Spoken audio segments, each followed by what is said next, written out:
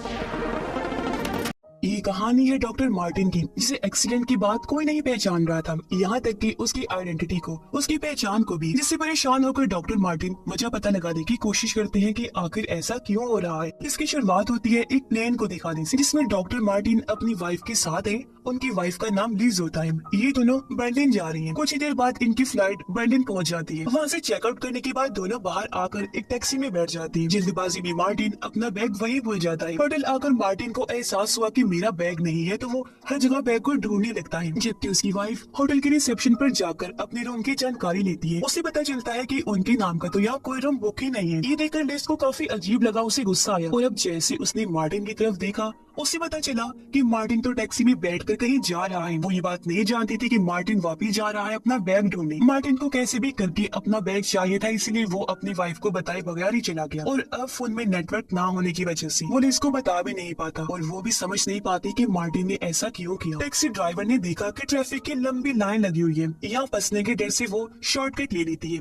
ताकि मार्टिन को जल्दी एयरपोर्ट पहुँचा सके। और अचानक इनकी गाड़ी का एक्सीडेंट हो गया, जिससे गाड़ी पुल के नीचे नदी में गिर जाती है। जल्दी जल्दी ड्राइवर गाड़ी का कांच तोड़कर मार्टिन को बाहर निकालती है, पर तब तक वो काफी जख्मी हो गया था। एक्सीडेंट का पता लगते ही यहाँ मेडिकल टीम आ गई और वो मार्टिन को उठाती है, जबकि टैक्सी ड्राइवर यहाँ से चली जाती है। मार्टिन की हालत देखकर उसे हॉस्पिटल में दाखिल कर लिया जाता है, जहाँ 4 दिन बाद मार्टिन को होश। डॉक्टर उसे बताते हैं कि आप पिछले 4 दिन से कोमा में थी। मार्टिन अभी भी काफी हैरान और परेशान था, इधर उधर अपनी वाइफ को ढूंढने लगता है। फिर डॉक्टर से पूछता है क्या मेरी वाइफ नहीं आई यहाँ। डॉक्टर ने उसे बताया कि हमें नहीं पता था कि आपकी वाइफ भी है, हमें तो आपका नाम तक नहीं पता था, क्योंकि आपके पास ही हमें आपकी आईडी भी नहीं मिली, आपको कोई ढूंढने भी नहीं आया, जिससे हमें लगा कि आपको कोई नहीं है। ये कहकर वो मार्टिन को उसका सामान देते हैं। मार्टिन ने अपनी घड़ी को देखा, तब उसे याद आया कि ये तो लिज ने मुझे गिफ्ट दी थी। फिर वो अपने डैड की दी हुई डायरी देखता है, जिसमें कुछ वर्ड्स लिखे हुए थे जो हमेशा उसकी डैड बोला करती थी, साथ ही कुछ नंबर्स भी थे। तभी मार्टिन टीवी चलाता है, उसे एक कॉन्फ्रेंस की जानकारी मिली। तब उसे याद आया कि मैं भी इस कॉन्फ्रेंस में जाने वाला था, जो बहुत जरूरी है, और अब कैसे भी करके मुझे वहाँ जाना होगा। इसलिए वो निकलने लगा, पर डॉक्टर उसे मना करते हैं कि आपकी हालत अभी ठीक नहीं है, आपको आराम की जरूरत है, तो आप मत जाइए। लेकिन मार्टिन मना कर देता है। तब डॉक्टर उसे अपना नंबर देते हुए कहते हैं कि अगर कोई भी मसला बने तो मुझसे राब्ता कर लेना। और मार्टिन वहाँ से निकलकर होटल आ जाता है। रिसेप्शन पर आकर उसने कहा कि मुझसे अपने रूम की चाबी गुम हो गई है। तभी वो वहाँ लिज को देखता है। उसने लिज के पास जाने की कोशिश की, पर गार्ड्स ने उसे रोक दिया। गार्ड मार्टिन से उसकी आईडी मांगता है। मार्टिन ने कहा कि मेरे पास आईडी कार्ड तो नहीं है, पर ये लड़की मेरी वाइफ है। इसलिए गार्ड उसे लिज के पास ले गया। लेकिन ये क्या, लिज तो उसे पहचाने से इनकार कर देती है। पर जब मार्टिन जिद करने लगा तो वो दूसरे आदमी को वहाँ बुला लेती है, जो बताता है कि असली मार्टिन हैरिस मैं हूँ। सुनकर मार्टिन पूरी तरह से हैरान रह गया। उसे समझ नहीं आती कि यहाँ क्या चल रहा है और अब मैं क्या करूँ। इसलिए मैनेजर उसे वहाँ से ले जाता है, और सारी बात क्लियर करने के लिए वो मार्टिन को सीसीटीवी की फुटेज दिखाकर बताता है कि देखो, लिज यहाँ अकेली आई थी, जिसके बाद वो दूसरा आदमी मार्टिन हैरिस आया था। इस पर वो कहता है पर असली मार्टिन हैरिस मैं हूँ, ना कि वो आदमी। मैनेजर कहता है इस बारे में मैं तो कुछ नहीं जानता, आपको एम्बेसी जाना होगा, वहीं आपको आपके सारे सवालों के जवाब मिलेंगे। पर जब इन्हें पता चला कि एक फेस्टिवल की वजह से एम्बेसी अगले कुछ दिन तक बंद रहेगी, तो मार्टिन मायूस होकर वहाँ से चला जाता है। वो एक छोटे से होटल में आता है, पर वहाँ भी उसे पासपोर्ट न होने की वजह से रूम नहीं मिलता। मार्टिन अपने दोस्त को कॉल करके सब कुछ बताता है, जो कुछ उसके साथ हो रहा है। तभी उसने नोटिस किया कि एक गाड़ी सुबह से मेरे पीछा कर रही है। वो घबरा गया, जल्दी से मेट्रो में आकर बैठ जाते हैं, और अपनी डायरी में भी वो सब चीजें लिखने लगता है जो उसे याद है। स्टेशन पर उतरने के बाद वो उस टैक्सी को देखता है जिसमें उसका एक्सीडेंट हुआ था। वो फौरन टैक्सी वालों के पास जाकर उसके बारे में पूछता है। वो लोग बताते हैं कि हाँ, वो टैक्सी एक लड़की चलाती है जिसका नाम जीना है, और इस टाइम वो एक बार में काम करती है। मार्टिन फौरन उस बार में चला गया, जहाँ जीना उसे कहती है कि मुझे तुमसे कोई बात नहीं करनी, तुम चले जाओ यहाँ से। लेकिन मार्टिन फिर भी कोशिश करता रहता है उससे बात करने की, मगर जब जीना नहीं सुनती तो वो वहाँ से हॉस्पिटल के लिए निकल जाते हैं प्रोफेसर से मिलने के लिए। लेकिन उसने देखा कि प्रोफेसर के साथ वहाँ दूसरा मार्टिन खड़ा है। उसे गुस्सा आ गया, वो दोनों पर चिल्लाने लगा, कहता है कहीं तुम लोग मेरे खिलाफ साजिश तो नहीं कर रहे। इस पर दूसरा मार्टिन भी गुस्से में आकर कहता है तुम फजूल बातें कर रही हो, असली मार्टिन हैरिस मैं हूँ। यहाँ दोनों प्रोफेसर को अपने अपने बारे में बताने लगते हैं। उनकी सारी बातें सेम थी, कोई फर्क नहीं था।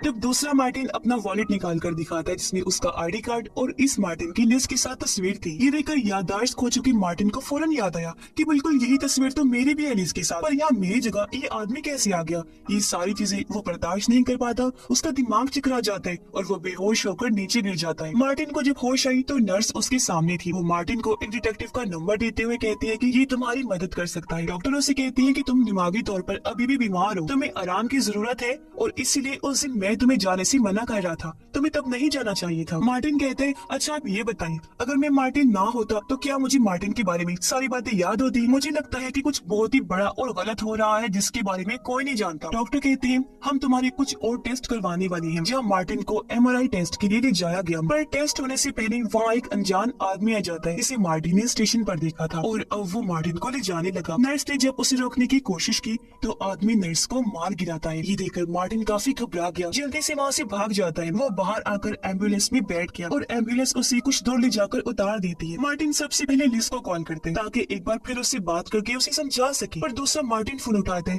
इस बात से परेशान होकर वो फोन रख देता है। तभी उसे याद आया कि नर्स ने मुझे एक डिटेक्टिव का नंबर दिया था, इसलिए मार्टिन फौरन डिटेक्टिव से मिलने गया। उसे सारी बात बताकर कहता है कि मेरी मदद करो और मेरी आइडेंटिटी पहचान दुनिया के सामने लेकर आओ। वो डिटेक्टिव को अपनी डायरी देते हैं जिसमें उसके डैड के लिखे हुए लफ्ज और नंबर्स थे। डिटेक्टिव पूछते हैं तुमने आखिरी बार बात किससे की? मार्टिन बताते हैं कि टैक्सी ड्राइवर से। डिटेक्टिव ने कहा तुम एक बार मेरी बात करवाओ टैक्सी ड्राइवर से, क्योंकि उसकी बात सुनकर ही मैं सारा खुलासा कर सकता हूँ। इसलिए मार्टिन अपने पैसे और सामान रखे जीना के पीछे चला जाता है। वो उसे कहता है कि एक बार बस तुम डिटेक्टिव से बात कर लो प्लीज, इससे मेरी मदद हो जाएगी। और मुझे तो ये समझ नहीं आ रही थी कि उसे तुम वहाँ से भागी क्यों, जबकि तुम तो लीगल वर्कर हो, गैर कानूनी तो काम नहीं कर रही ना। खैर अब तुम बस एक बार मेरे डिटेक्टिव से बात कर लो, फिर से तुम्हें परेशान नहीं करूंगा। जबकि उधर डिटेक्टिव एयरपोर्ट पर कॉल करके किसी से जानकारी ले रहा होता है। असल में उसे एक कत्ल की साजिश के बारे में जानकारी मिली थी। पता चलता है कि वो साजिश अरब के प्रिंस के लिए हो रही है, जिस पर हाल ही में हमला हुआ है, यानी कोई उसे मारना चाहता है। मार्टिन जीना को अपनी घड़ी देते हुए कहता है बस एक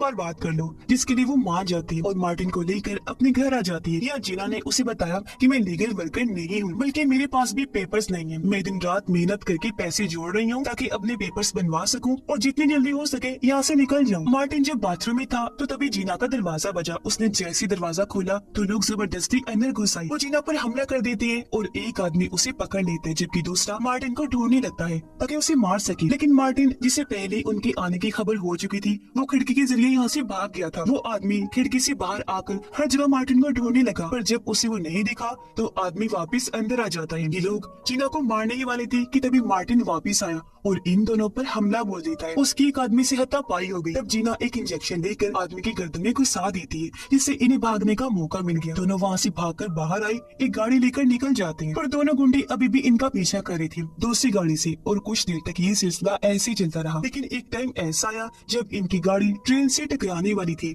उससे बचने के चक्कर में दोनों गाड़ियों का एक्सीडेंट हो गया। लेकिन मार्टिन और जीना गाड़ी से निकलकर भाग जाती हैं। वो सीधा एक क्लब में आई, जहाँ जीना मार्टिन पर काफी गुस्सा हुई। कहती है कि मुझे लगता है तुम एक कातिल हो, क्योंकि एंड में तुम जैसे लोग खूनी ही निकलते हैं। अब मेरी जिंदगी भी खराब हो जाएगी, ना जाने में कैसे तुम्हारे चक्कर में फंस गई। इतना बोलकर वो नाराज होकर वहाँ से निकल जाती है। तब मार्टिन एक बार फिर डायरी में लिखे हुए उन नंबर्स को देखने लगा और ये समझने की कोशिश करता है। उसे समझ लगी कि ये नंबर्स एक कोड है जिन्हें मार्टिन डिकोड करता है। डिकोड होते ही ये नंबर्स कुछ अल्फाज बना देते हैं जो दो साइंटिफिक नाम बन रहे थे। इन नामों को लेकर मार्टिन डिटेक्टिव के पास आया और उसे कहता है कि मुझे बस दो नाम ही मिले हैं, जिनके अलावा मुझे कुछ भी नहीं पता। डिटेक्टिव ने पूछा कि तुम्हें प्रिंस के बारे में कितना पता है, जिससे इन्हें पता चला कि दुनिया में चल रही भूखमरी गुर्बत को लेकर एक मीटिंग होने वाली है, जिसमें प्रिंस भी आएगा और कोई मार्टिन का नाम इसलिए इस्तेमाल कर रहा है ताकि उस मीटिंग में वो प्रिंस के करीब आ जाए और मौका मिलते ही उसे मार दे। जो जानकर मार्टिन भी अपनी प्लानिंग शुरू कर देता है। वो जीना को लेकर वहाँ से निकल गया। कहता है कि मैं अब लिज का पीछा करना चाहता हूँ, क्योंकि मुझे पता है वो एक एग्जीबिशन में जाने वाली है और उसे जरूर कुछ पता है। एग्जीबिशन की बिल्डिंग के बाहर पहुंचकर वो जीना को वही छोड़ता है और लिज का पीछा करते हुए अंदर चला जाता है। तभी यहाँ दूसरा मार्टिन भी आ गया, इसलिए जीना फौरन मार्टिन को कॉल करके कहती है कि अलर्ट रहना। मार्टिन लिज के पास आ गया। वो कहती है कि तुम मेरा पीछा क्यों कर रही हो? मार्टिन कहता है मुझे याद है मैं तुम्हारे साथ यहाँ आया था, ये सब तुम क्या कर रही हो और क्यों कर रही हो? इस पर वो कहती है कि अगर मैं ऐसा नहीं करूंगी तो वो हम दोनों को मार देगा, और अगर तुम्हें तुम्हारे सवालों के जवाब चाहिए तो अपना खोया हुआ ब्रीफकेस ढूंढो। जो बोलकर वो यहाँ से चली जाती है। तब यहाँ जीना भी आ गई और ये दोनों यहाँ से निकल जाते हैं। तभी डिटेक्टिव के पास एक फोटो की मेल आती है। फोटो में उसने मार्टिन और लिज को देखा, यानी वो एक साथ ही एयरपोर्ट पर आई थी, जिससे वो समझ गया कि इसका मतलब है मार्टिन सच बोल रहा है और कोई बड़ी साजिश चल रही है। तभी डिटेक्टिव के पास मार्टिन की दोस्त की कॉल आई। वो डिटेक्टिव को कहता है कि मार्टिन के बारे में मुझे आपसे कुछ बातें करनी है, मैं उसकी आइडेंटिटी भी साबित करूंगा, तो बताइए हम कहाँ मिलेंगे। डिटेक्टिव उसे अपने घर बुला लेते हैं, पर जल्दी उसे एहसास हो गया कि मार्टिन का दोस्त एक कातिल है और अब ये मुझसे सारी जानकारी निकलवा देगा, इसलिए इसीलिए वो अपने चाय में जहर मिलाकर अपनी जान ले लेते हैं, क्योंकि वो इस कातिल के हाथों मरना नहीं चाहता था। मार्टिन जीना को लेकर एयरपोर्ट आ गया, जहाँ उसे अपना खोया हुआ ब्रीफकेस मिल जाता है। इसके साथ साथ उसका पासपोर्ट और बहुत सारे पैसे भी। जीना कहती है कि ये जगह बिल्कुल भी महफूज नहीं है, हमें यहाँ से चलना चाहिए। पर मार्टिन ने इनकार कर दिया, ये कहकर कि मैं कहीं नहीं जा सकता क्योंकि लिज ने मुझे यही इंतजार करने को कहा था। वो बहुत सारे पैसे जीना को देते हुए कहता है कि तुम चले जाओ। पैसे लेते ही वो यहाँ से निकल जाती है। तभी मार्टिन के पास उसका वही दोस्त आया, कहता है कि मैं तुम्हारी मदद करने आया हूँ, अब मैं सब ठीक कर दूंगा। जीना जब टैक्सी के लिए लाइन में लगी हुई थी तो उसने देखा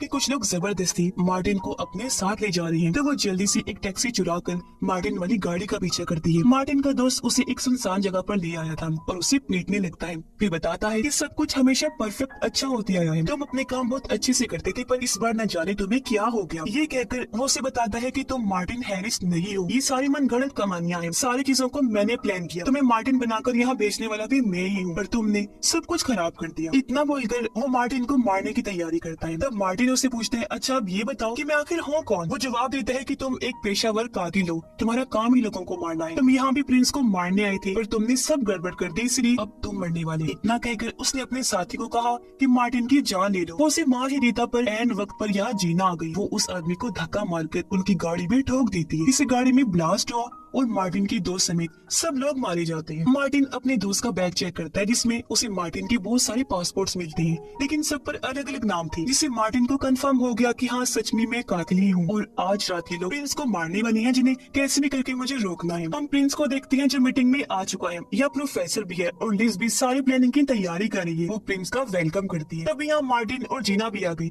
जो पीछे के दरवाजे से अंदर आने की कोशिश करते हैं, पर सिक्योरिटी वाले दोनों को पकड़ लेते हैं। मार्टिन उनसे कहते हैं जल्दी सारे लोगों को यहाँ से बाहर निकालो, क्योंकि मैंने यहाँ बॉम्ब लगाया हुआ है, वो भी 3 महीने पहले लगाया था, जिसे आज ब्लास्ट करना है। ये सुनकर वो लोग 3 महीने पहले की फुटेज चेक करते हैं। उन्हें पता चल गया कि हाँ मार्टिन सच कह रहा है। 3 महीने पहले मार्टिन और लिज यहाँ आए थे और उन्होंने बॉम्ब लगाया था और अब लिज उस बॉम्ब को स्टार्ट कर देती है। ये बात होटल स्टाफ को भी पता लग गई थी, इसलिए वो सब लोगों को बाहर निकालने लगते हैं, जिनमें प्रिंस भी था, वो भी जाने लगता है। इसलिए लिज को एहसास हो गया कि अब बॉम्ब ब्लास्ट करने का कोई फायदा नहीं है और वो बॉम्ब को डीएक्टिवेट करने के लिए चली जाती है। तब यहाँ मार्टिन प्रोफेसर को देखता है, जो अपनी दोनों बेटियों के साथ आई हुई थी। मार्टिन को दोनों बच्चियों के नाम पता चलती हैं, जो वही साइंटिफिक नाम थे जो उसे अपनी डायरी के कोड को डिकोड करने से पता चले थे। तब मार्टिन को समझ आ गया कि इन लोगों का टारगेट प्रिंस नहीं है बल्कि प्रोफेसर है, क्योंकि ये लोग प्रोफेसर की रिसर्च को हासिल करना चाहते हैं, क्योंकि ये एक ऐसी रिसर्च है जिसमें दुनिया की गुर्बत एक ही झटके में खत्म हो सकती है। पर हाँ, अगर ये रिसर्च गलत हाथों में चलेगी तो बहुत बड़ी गड़बड़ हो जाएगी। तो आज ही लोग कैसे भी करके प्रोफेसर को मार देंगे, इसलिए मार्टिन